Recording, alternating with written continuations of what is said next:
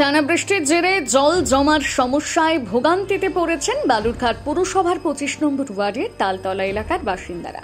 রাস্তা ও ঘরে জল ঢুকে পড়ায় চরম দুর্ভোগে নিত্যদিনের জীবনযাপন।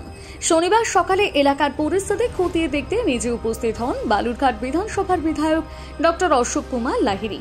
তিনি এলাকার বিভিন্ন গলি ও জলজটপূর্ণ অংশ ঘুরে দেখেন এবং স্থানীয় বাসিন্দাদের সঙ্গে কথা বলে তাদের সমস্যার কথা শোনেন। এ বিষয়ে বিধায়ক জানান, এখানে 25 নম্বর ওয়ার্ডে এসেছিলাম।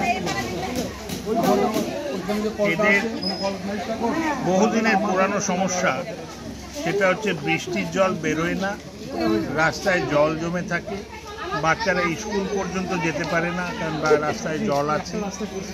আচ্ছা, এই রাস্তায় জলের যে সমস্যা, তার জন্য দেখলাম ড্রেন পরিষ্কার করছে, কিন্তু আমার যেটা ধারণা, স্বল্প বুদ্ধিতে যেটা লাগলো, আমি তো ইঞ্জিনিয়ার নই, এই ড্রেনের গ্রেডিয়েন্ট ভুল আছে।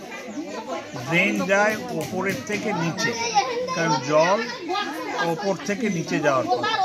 এখানে কোথাও কোথাও দেখছি ড্রেন যাচ্ছে নিচু জায়গার থেকে ওপর জায়গায়, তার ফলে ওখানে জল তো এখানে চলে আসে। তো আমি এদেরকে এটা বললাম, এই সমস্যার সমাধান সহজভাবে হবে না। একটা হাইড্রেন্ট মানে যেখান দিয়ে বৃষ্টির জল যাবে সেটার আলাদা পথ বানাতে হবে, আর ড্রেন হবে আলাদা। আর ড্রেন দেখতে হবে যাতে উঁচু জায়গার থেকে নিচু জায়গায় যায়। ড্রেন নিচু জায়গার থেকে উঁচু জায়গায় গেলে ও ভগবানের এমনই সৃষ্টি যে ও জল কোনোদিনই যাবে না।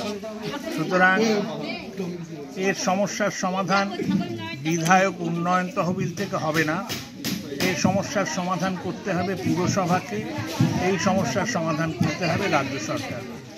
তা আমি ওদের বললাম, যেহেতু আমি বালুরঘাটের বিধায়ক, ওদের দুঃখে দুঃখী হই। ওরা যদি দাবি করেন এবং যথাযথ দাবি হলে আমি ওদের পাশে দাঁড়াবো। বালুরঘাট থেকে রিপন ভৌমিকের প্রতিবেদন, নিউজ টুডে।